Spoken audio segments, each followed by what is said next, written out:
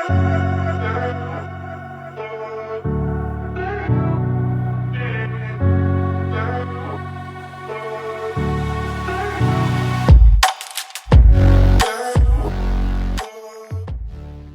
reason why men want younger women is because younger women are, number one, there's less likelihood of them being. Number two, they have less experience. Number three, you don't have to train as much bad habits out of them. Number four, younger women have more fertile signs. Their hair tends to be healthier, longer. Their skin tends to be better. Their body is tighter. Men, since the beginning of time, have always found women between 18 to like 25 years old as the most attractive. It's just what it is. Men age like wine, and women, unfortunately, age like milk. Girls lose value as they get older. Men typically gain value if they do the work. I'll start off a little bit. What I want to say is, from Europe there, all my life when I was, from like as far as I can remember, from age 3, right? You hear these little talks, to the side. Let's say women are talking. They're like, oh, these guys got married. Oh, okay. How old is he? Oh, he's 24. How old is she? Oh, she's 19. Oh, that's great. They're 5 years apart. Perfect male to female ratio, right? So they would always look at it as, a male should be older than a woman, at least a couple years, 5 would be great. 4, awesome. But like, a woman older than a man, whoa, that's a red flag. You know what I mean? They're together. A man is older. Oh, I suggest you guys break up because, the female is older, whatever it is, a year, 2, 3, 5, that's terrible. You know what I mean? Like, you guys shouldn't be together. Where a female is older than the male. It's like, it's not looked at good for males, or especially women would look at it and be like, no, this is not fucking good. Like, this is what society was saying, at there. And, when I'm a male there and I hear this, this is what I'm, like looking at, and I'm like, well, this is what society wants. They want older men with younger women. So, you just kind of go with it, and it's kind of being engraved in your, subconscious. And this is, I think why not majority maybe, but some men do end up, wanting younger women, even if they're 35, if they're 21, 25, it probably plays a role in there. I can see that. What do you think, Frank? I think a lot of guys are probably intimidated by the fact of having an older woman because they probably think like, all right, you're older than me, you're going to try to, we want to lead. We don't want to be led. And I feel like with age, it plays a part of, who's the leader in some sort. Like, for example, when I used to play in high school, when I was playing ball, we had some junior guys who were clearly not better than me, but they were older than me, but they were just the leaders because, they were older, but they're not better. So I feel like that plays a part. Like when men have older women, they probably think like, I don't want her to feel like she can lead me. I want to be the leader. Damn, go ahead, bro. Well, like you bring up the point of basketball, and in teams, most of the times the leaders are the older guys. Mm-hmm. They're necessarily not better, and probably most of the times they're not, but they are the leaders though, with experience, right? Mm-hmm. So does that connect anyway with the relationships where especially with women? Like, if a woman is older, should she be the leader of that relationship? Well, I try to tie everything back to the way natural laws communicate to us. Those natural laws date all the way back to ancient Egypt, when they are documented in their fullest expression. And these are the natural laws. Whether or not, we understand natural laws, everybody obviously doesn't understand them. That doesn't stop them from governing everything in our existence, because they do. And so I got to disagree with him. Now, so you have to think about him, who? The clip, the guy Myron, Smoochie, to call him Smoochie. So, and this is why I agree with him. So, because first of all, I disagree with him. Mm-hmm. So there's a little bit of relevance in what he's saying. Okay, so if you with a younger girl. Okay, younger that's a relative term, because if the woman is 30 years old and you're 45 and 50 years old and she's 30, that's a 20-year age difference, but she's 30 years old, and so she's gotten past most of her immaturity. She's got a better understanding of what she wants. I think these guys are afraid, they're terrified of mature women. So a woman first begins the fruiting process or the ripening process about 20 years old. Her fruit starts to ripen. That process doesn't end until a woman is in her 60s or her 70s.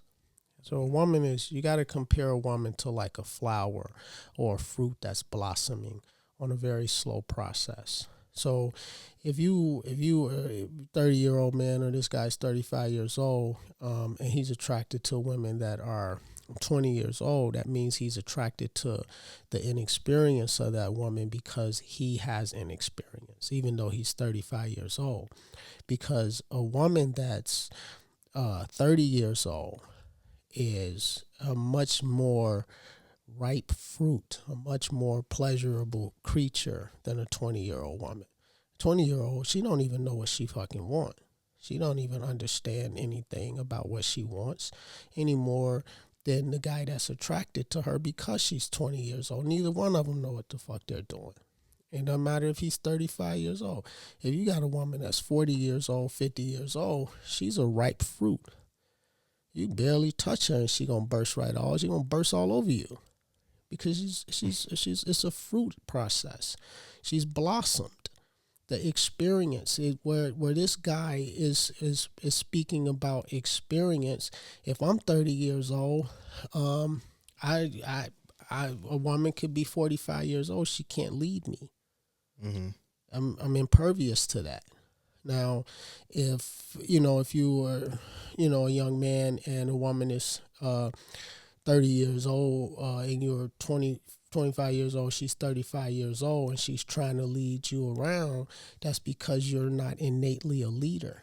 Because I don't care if you're 25 years old and she's 40 years old. If you're a natural born leader, she ain't gonna try to lead you. Women have a different intuition and a sense of awareness than what men have. I wouldn't have a problem being, a 30-year-old man and having a 45-year-old woman. You know how much she's gonna teach you? A man don't know nothing about sex until a woman teaches him. So now we living in a world where men are terrified of older women. They're terrified of women having experience. They're terrified of it because in their mind, the boogeyman of her past is what's haunting him.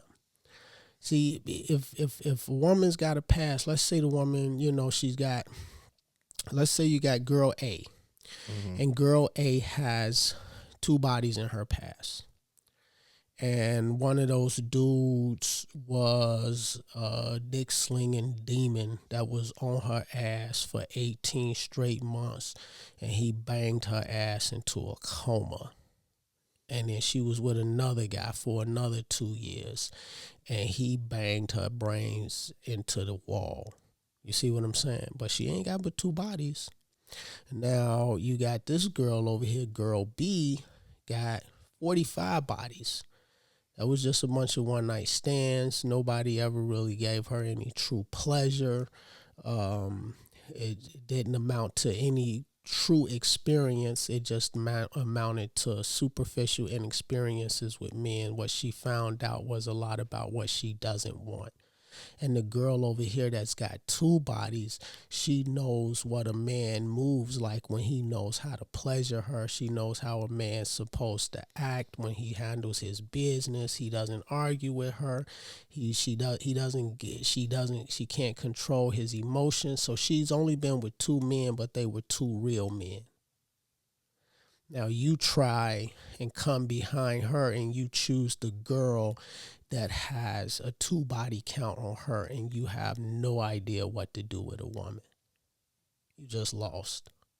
You got a better chance with the girl with 50 bodies. Wait, wouldn't choosing the woman with 2 bodies be better for a man, because that way he'll learn? Because she knows. Yes, she will teach him if he approaches it. If he approaches it that way, if he comes into the relationship trying to lead in areas that he doesn't understand and not listening to her. When a woman, most times you got guys won't listen to the woman, and she knows what pleasures her. We don't want the girl to know how to suck dick, but we don't want her to not know how to suck it. And if she does know how to suck it, we don't want to know how she got that way. We just want to think she was born with that technique. You see what I mean? Women are built different than men. Women look for experiences. They want experiences.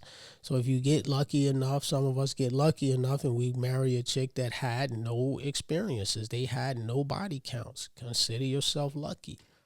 You know what I mean? But if you happen to end up with, I married a chick with no body count. I wasn't looking for it. It didn't matter to me if she had a body count or not. She just sold because I'm confident in how I move. I was going to erase her blackboard either way. You see what I'm saying? But I just got fortunate enough that the universe sent me a wife with no body count. So be it. But that doesn't make me prejudiced. I've never been prejudiced against women with body counts. Jesus ran with a hoe. Mary Magdalene was a hoe. His mom? No, Mary Magdalene. His mom was the Virgin Mary. Oh. His mom was the Virgin Mary, but still, 3 niggas did show up with gifts. You know what I'm saying? She had 3 cats. They showed up with gifts that night. You know what I'm saying? But she was a virgin. We'll leave it at that. But one of his running buddies was Mary Magdalene, and she was a hoe. And he told the squad, he was like, listen, let him who is out sin cast the first stone. So all you niggas got bodies on you. All you niggas has got dirt on your past. So don't try to come over here judging my homie because she was a hoe. So Jesus didn't have no prejudices against hoes. But now all of a sudden, all these dudes is better than Jesus. They all, if the girl got body count, ain't nothing we can do with her. That's I don't agree with that philosophy, because I think the sexiest, the absolute sexiest woman, if you put 10,000 women in a room, and a percentage of them, equal percentages of them are 20, 30, 40, 50, and 60 years old. The sexiest, most beautiful woman in that room is going to be in the 60-year-old group. To who? You? To the trained eye. Now, I'm not saying that the 20-year-olds are not going to be beautiful and ripe and amazing looking. But you're going to get the best experience out of one of those gorgeous ass 60-year-old women. You say experience, so what do you mean? I mean, any kind of experience. She got a life of experiences. That's things that when a society starts to evolve like that, men learn things from women. There's a lot you can learn from them just if she's an older woman. She can tell you how, if you're 25 years old, and you got a girlfriend that's 40 years old, you negate her knowledge, let's say she's truly on your team, she's got your back, and you trying to do business in the world, you got a weapon right there. She's going to be able to size things up and see things about people in ways that you don't have the experience to see or understand about in navigating the world in any kind of way. She's going to have a different type of social acumen than what you have. She's going to have a better judge of character than what you have. She's going to have the experiences to smell bullshit a lot better than what you have. She's going to teach you how to pleasure her. If that relationship don't last, and you end up with a woman your age, 25 years old, and you've learned how to pleasure a woman from a 50-year-old woman. So this girl you got now that's your age, unless she's been with a man that understands her body better than what she understands her body, because if your ex-girlfriend is 45 years old, I guarantee you understand a 25-year-old woman's body much better than a 25-year-old woman understands her own body. You see what I'm saying? That's just basic math. But what if different women like to be pleasured differently? Like, say, for example, the 45-year-old, she loves, playing the anal game, versus the 25-year-old, she's like, don't put anything in my butthole. Well, I mean, you probably gonna get bored with the 25-year-old, because a woman that's 45 years old she plays the anal game, that means she's mature. She has a lot less inhibitions. She's got a lot more maturity. She understands her body a lot different. A woman's anal orgasm can be it's so powerful that it triggers much more intense vaginal orgasms, because those two different energies will compete with each other. So a woman that can have orgasms anally are going to have 10 times more powerful orgasms vaginally. A girl that is only having orgasms vaginally, there's no way she's having better orgasms than a woman that has anal sex. It's not possible. She might think she is, but she's not, because those are two different energies that will compete with each other on a female's body. I'd like to go back to the age difference. So what should we be telling the new generation? What they should be looking at, age-wise? Should they looking at, because it seems like, for like the past 2-3 generations, we've been looking at where, men are kind of looking at, women especially. I think women are more picky to get a man that's 4 or 5 years older than them than men looking at, getting a woman that's 4 or 5 years younger than them. So what should we be telling the next generation about the age difference? The American society has delineated or declined to a point right now that men on an individual basis, they have to be looking to craft.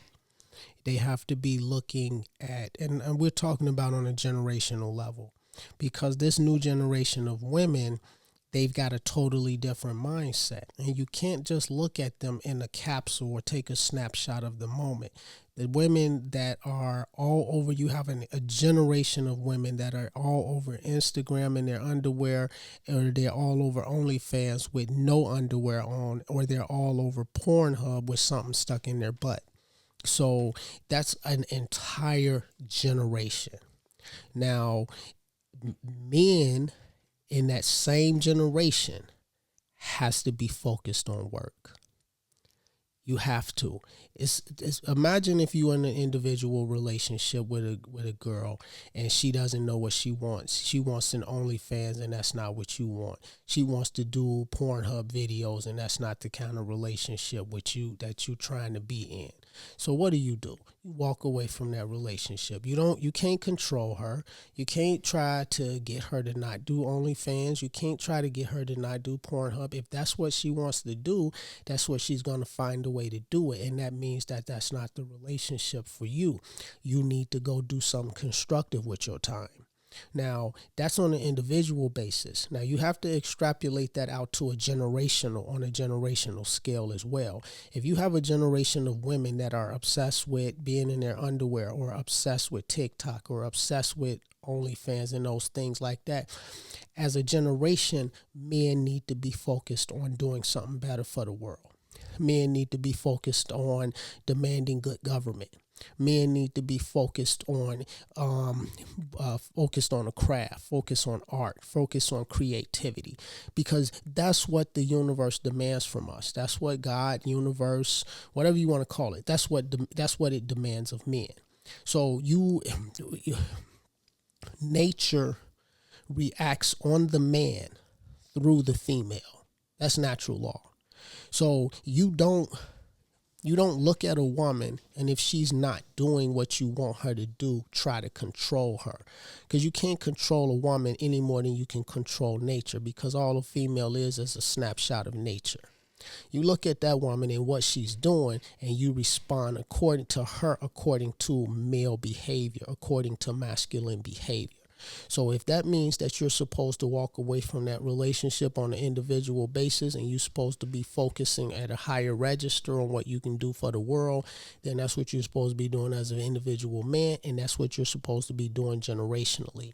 That's what this generation of men has to be doing, and that's why we're talking about a draft right now, because the generation of men are either too focused on video games, or they're too focused on what the women are doing. Their whole conversation is about women getting body counts. Okay, that's all they're talking about. That's their greatest fear. Women getting body counts. You know why they're getting body counts? It's because the previous generation of men was saying they don't want to settle down in their 20s. If you go back just one generation, all the men was like, I don't want to settle down in my 20s. I'm trying to get you out here and try to figure shit out. I'm trying to do me. I'm going to be ready to settle down when I'm 30 years old. And all the women in the last generation that were in their 20s was ready to settle down. It's like, let's settle down. Why are you tripping? Let's just get a place together. Let's just do this. Now, the script flip, because that's how it goes. So now this generation of women simply respond. Women are always going to respond to men, but the generation that you are currently dealing with are always going to be responding to the previous generation of men. Okay. You see what I'm saying? Yeah. That's what they do. So now we got a generation of girls on OnlyFans, Pornhub, et cetera, but they're responding their response is in alignment with what the previous generation of men were doing, talking about they didn't want to settle down in their 30s. So nature then adjusts the dial for men. Okay, you guys don't want to settle, because remember, nature is simply always trying to give men what they wanted. And so in your 20s, previous generation, we spent our 20s chasing pussy. So guess what? Now you got a generation of women that's chasing a sexual experience. But now you got a generation of men that's crying because women are chasing a sexual experience. Get out there and give them the bodies that they're trying to get. Why all of a sudden is it that the conversation has flipped where women want to have their freedom and do what they want to do, and now all of a sudden the guys are crying about they're the ones that want to settle down? You see what I'm saying? Yeah. If all the women want to get out there and get bodies, guess what? Give them the bodies to get, and then everybody figure it out in their 30s. Or if you don't want women getting bodies, then all men have to think in unison the way women do. See, women unite much better than men. So that's why you got women on a generational scale are in lockstep with each other. Men don't do that, because if they did, you can solve this problem overnight. Because no matter how many bodies the girls are trying to get, all men say, okay, we're not giving them no bodies. The only somebody that's giving them these bodies that they're racking up is weak men. And so, you know what nature is going to do with those weak men? It's going to let those girls destroy them. Because nature has no tolerance for weak men in any capacity. You gotta stick your hand. It makes me think of, so there's this Greek play called Lysistrata, which is, the basic plot is all the men are at war, the women are tired of it, so they decide they're all going to withhold sex from their husbands until they end the war. And it ends up working. And I think Spike Lee even made like Chirac based off of it. But it would probably work even better for men if they flipped it and just say, no more dick for women, no more sex, nothing. And women will go crazy. Yeah. And it seems like men are incapable. I don't think it's ever been tried.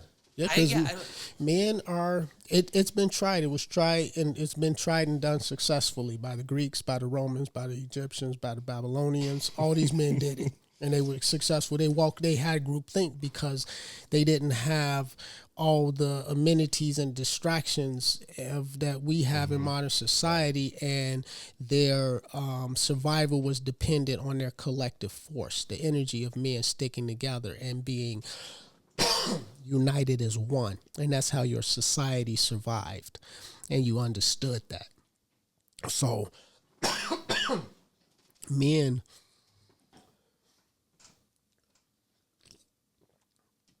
had no problem with walking away.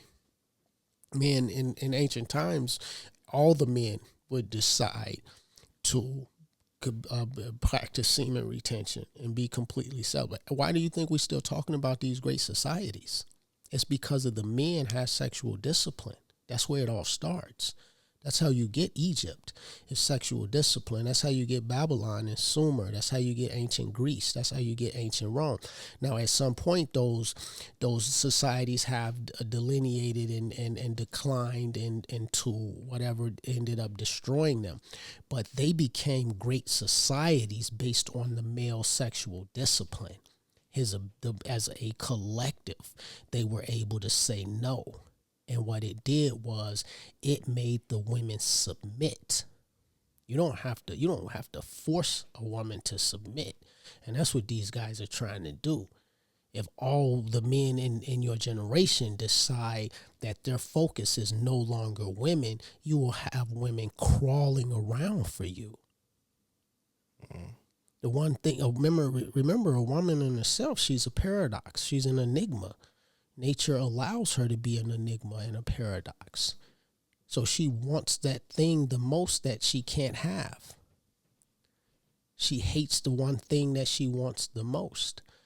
You know, all those opposites are being reconciled within the female mind and the female psyche.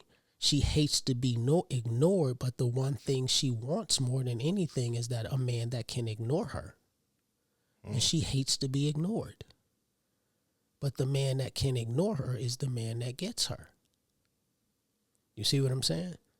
And so when you have sexual discipline and the last thing on your mind is sexual pleasure, women throw it at you. You see what I mean? It's why married men get sexually harassed all the time. That's why you get constant harassment as a married man, because you're off limits and women can smell that on you.